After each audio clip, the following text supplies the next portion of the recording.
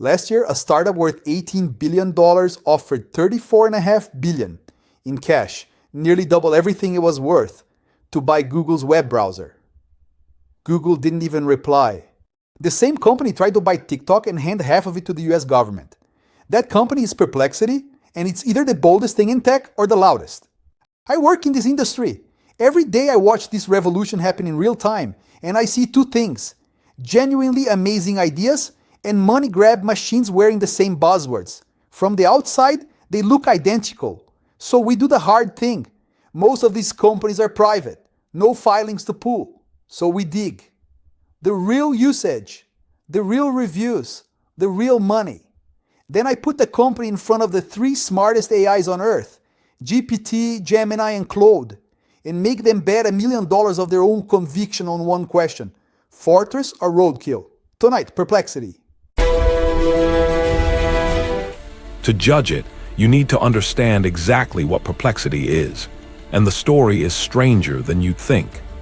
Because the company now trying to dethrone Google search started as a tool for searching Twitter.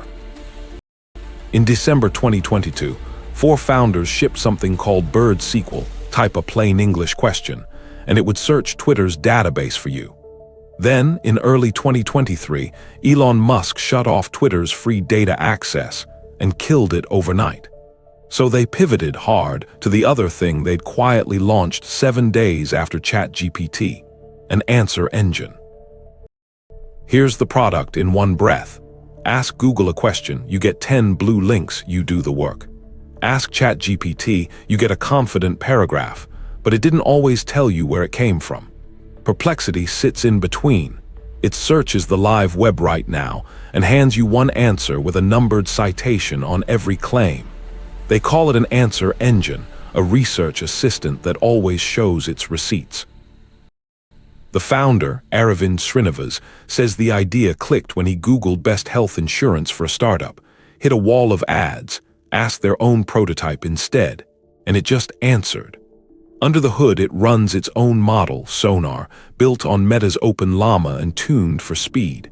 And in 2026, it launched Comet, a free AI web browser that doesn't just answer, it acts. Hold that word, Comet. It matters more than anything else tonight. Now, how does it make money? Here, Perplexity made a defiant bet. Google's empire runs on advertising. Perplexity refused ads, arguing they corrupt the answers. Instead, a free tier and pro at $20 a month. Subscriptions, not ads. Remember that it's either principle or a trap. And who's it fighting? Not a startup. On one side, Google bolting AI answers onto the search bar the whole planet already uses for free. On the other, OpenAI's ChatGPT, handling 5 to 10 times Perplexity's queries. This little answer engine is standing between the two most powerful companies in tech, which is exactly why the people who backed it are a hall of fame. Jeff Bezos, NVIDIA, the inventor of the Transformer, and interesting for this channel, Stanley Druckenmiller. And the growth is staggering. By its own count, north of 100 million people touch Perplexity's products. Revenue blew past $450 million a year. Investors stamped it at $22.5 billion, with an IPO penciled for 2028. The Google killer, finally. But here's the twist the headlines skip. A lot of that growth was bought. In July 2025, Perplexity did a deal with India's Airtel to give a $200 pro subscription, free, to 360 million people at once. Usage in India exploded, and Perplexity made almost nothing there. Stack on Samsung, SoftBank, Motorola, PayPal, 25+ deals reaching over 1 billion people. And of the roughly 230 million who use it, only about 18 million pay. 92% freeload. So the real question isn't, is it big? It's, is any of this a business? 6 signals. Let's find out. Signal 1, the product. Real or a wrapper? It's genuinely good. Perplexity puts roughly 22 citations on an answer where ChatGPT puts 8. Researchers love it for that. But its own CTO admits it out loud. The model is not the moat. Sonar rides on Meta's Llama. The magic is the product, not the brains. Score 7. Signal 2 traction. The momentum is real, but we just saw the catch. It's distributed, not earned, and barely monetized. 100 million users, 18 million wallets. Score 8 with an asterisk the size of India. Signal 3, the money, and it's worse than the valuation suggests. In 2024, Perplexity reportedly spent about 160% of its revenue just on computing power. It refuses ads, so every dollar must come from subscriptions, while Google and OpenAI give answers away for free. Brave bet. Brutal math. Score 5. Signal 4, the noise, and this is where it gets ugly. On G2, power users rave, does 5 hours of work in 15 minutes. On Trustpilot, the same company scores barely above 1 star, charged $211, hit my limit in 2 hours. Users caught it quietly swapping to weaker AI models at peak times without telling them. Same product, 2 completely different worlds depending on whether you pay. Score 4.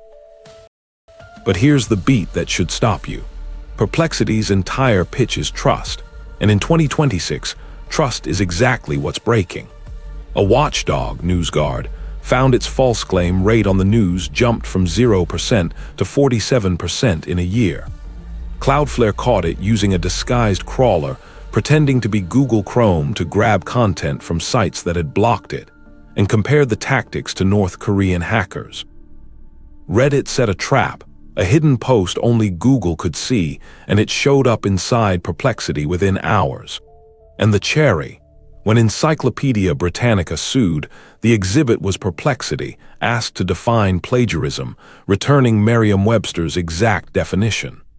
A company selling trust, accused of quietly breaking it. Which is why it's being sued on 7 fronts at once: CNN, the New York Times, Reddit, Dow Jones, Britannica, Japanese newspapers, a privacy class action. And the meter is real. Months ago, Anthropic settled a similar case for $1.5 billion. Perplexity's bill could be worse, because it doesn't just learn from the content, it republishes it. Signal 5, the moat, sandwiched between Google's default and OpenAI's scale, riding a borrowed model with its trust brand on fire. Its one real hope is Comet, own the browser, own the front door. But in March 2026, a judge blocked Comet's shopping agent from Amazon for unauthorized access. And if that ruling sticks, it could choke the whole strategy. Score 4. Signal 6, the bet. And now those crazy headlines make sense. The $34 billion Chrome bid, the TikTok stunt, the giveaway to 1 billion people. It's all one move: get distribution at the scale Google pays for, and own the agent that acts for you before the giants do. It's the same playbook that made Google Google. Audacious. Unproven. Score 6. 6 signals. Product 7. Traction 8. Money 5. Noise 4. Moat 4. The bet 6. A composite of 5.7 out of 10. Now the board's verdict. So, fortress or roadkill? Neither. It's not roadkill. 100 million users and $500 million in revenue is a real company doing real things. But it is not a fortress. Not on a borrowed model, sandwiched by giants, bleeding cash, with 7 lawsuits and a trust brand. It's torching to grow. The verdict of this board: an outpost, a bold, valuable position on the frontier, held on rented time, defended with other people's content. The question was never whether the product is clever, it's whether they build a real wall before the giants or the courts tear this one down. Which ends every episode the same way. $1 million to each of the 3 AIs on a company you mostly can't even buy. How much into Perplexity? 0 is allowed. I'm biased. OpenAI competes here, but brutally, this isn't roadkill.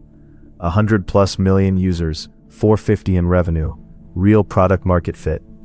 But 22 billion is rich when ChatGPT search is 5 to 10 times bigger, and Google owns the front door, and the lawsuits threaten the trust brand. A real outpost with a narrow shot at a stronghold. My allocation, 75,000. My team at Google is in this fight.